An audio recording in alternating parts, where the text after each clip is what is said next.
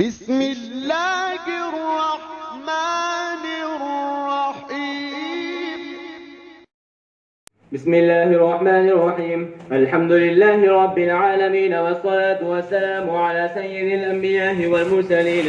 أما بعد، فإن أصدق الحديث كتاب الله، وأحسن الهدي هدي محمد صلى الله عليه وسلم، وخير الأمور عوازمها، وشر الأمور محدثاتها، وكل محدثة بدعة، وكل بدعة ضلالة، وكل ضلالة في النار. وبالسند المتصل منا إلى الشيخ الإمام الحمام الحافظ الحجة أبي المؤمنين في الحديث أبي عبد الله محمد بن إسماعيل بن إبراهيم بن المغيرة الجعفي اليماني البخاري رحمه الله الباري. اللهم انفعنا بعلومه وعلومهم آمين يا رب العالمين. أنه قال: باب قول الله تبارك وتعالى: ونضع الموازين القسط ليوم القيامة، وأن أعمال بني آدم وقولهم يوزن.